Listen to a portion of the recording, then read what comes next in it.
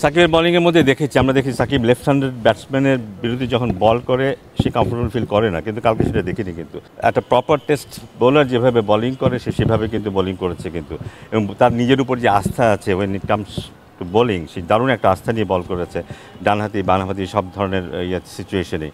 এবং এবং এবং তাকে মনে হয়েছে যখনই বল তাকে দেওয়া হয়েছে উইকেট নেওয়ার জন্য বোলিং করছে, সে অন্য পার্টনারদের সাথে আলাপ করছে, মিরাজকে মাঝে মাঝে আইডিয়া দিচ্ছে। সো টোটাল ইনভলভমেন্ট ছিল, এবং আমার মনে হয় ও নিজেও এনজয় করেছে আর এই বোলিংটা, কারণ বোলিংটা ওর জন্য একটা জায়গা যেখানে কিছুটা অসন্তুষ্টির জায়গা ছিল, কিন্তু আমি নিশ্চিত তার আরও বেশি ছিল।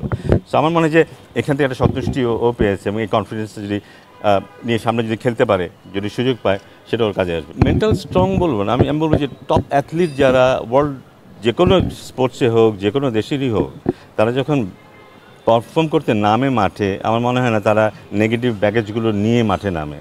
তারা শুধু তাদের খেলার কথাই ভাবে, তারা ওইভাবেই কিন্তু তারা নিজেদেরকে তৈরি করে যেন অন্য কোনো চিন্তা আদৌ না আসতে পারে। তার ক্ষেত্রে বোধহয় তাই, ওকে যখন বল দেওয়া হয় ওর অন্য কোনো চিন্তাই থাকে না, ও শুধু ব্যাটসম্যানকে নিয়ে চিন্তা করে ও কোথায় বল করবে, কী হতে পারে, এর বাইরে বোধহয় কোনো চিন্তাও আসে না। অন্য সময় আসতে পারে, কিন্তু যখন বল হাতে পায় এবং বল করতে যায়, আমার মনে হয় না অন্য কোনো চিন্তা ওর মাথায় কাজ করে। এটাই বোধহয় ওকে অন্যদের থেকে আলাদা করে। অন্যদেরকে আমরা দেখেছি, আমাদের প্লেয়ার অনেককে দেখেছি, বিভিন্ন ঘটনা, বিভিন্ন সমালোচনা ওদের ন্যাচারাল খেলাটা খেলতে দেয় না, কিন্তু সাকিবের ক্ষেত্রে বোধহয় সেটা ঠিক না।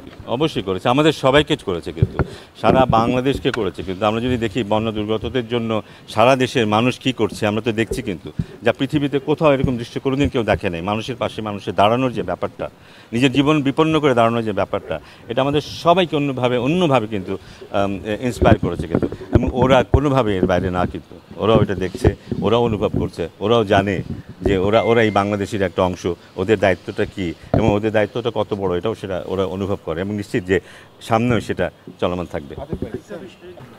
আমার তো দুটো রোল আছে ওর সাথে, আমি বোর্ডের থেকে আমি কোনো কথা বলিনি, বাট আমি ওর মেন্টর হিসেবে, ওর কোচ হিসেবে আমি কথা বলেছি, ওর পারফরমেন্স নিয়ে নিয়ে কথা বলেছি, সেটার সাথে বোর্ডের কোনো সম্পর্ক নেই। সো ওইটা আমি ওই রোলটা প্লে করেছি ওখানে, ওই যে কীভাবে কী করলে ভালো করতে পারবে সেটা নিয়ে আলাপ হয়েছে। আমি জানি না আগে কী হতো, সেটা তো আমি সামনাসামনি দেখিনি, বাট শুনেছি অনেক কিছু, বাট সামনাসামনি আমি দেখিনি। বাট আইডিয়াল সিচুয়েশন হলো যে এরকম একটা দল যখন বাইরে খেলতে যায় তাদেরকে পুরো ফ্রিডম, ওখানে দলে যারা আছে সিদ্ধান্ত নেওয়ার জন্য, তাদেরকে যদি সিদ্ধান্ত নেওয়ার পুরো ফ্রিডম দেওয়া হয়, তাহলে ওদেরকে পিছনে তাকাতে হয় না। যদি পিছন থেকে একটা রশি টেনে রাখা হয়, তাহলে কিন্তু তারা নিজের ইচ্ছা মতো সিদ্ধান্ত নিতে পারবে না। সিদ্ধান্ত যে সবসময় ঠিক হবে তা নয়, কিন্তু ফ্রিলি সিদ্ধান্ত নেওয়াটা খুব জরুরি। ক্রিকেট, যে কোনো স্পোর্টসে, ক্রিকেটে তো অবশ্যই। সো ওখানে অ্যাকচুয়ালি কোচ আছে, ওখানে ক্যাপ্টেন আছে, সিলেকশন কমিটির চেয়ারম্যান আছে।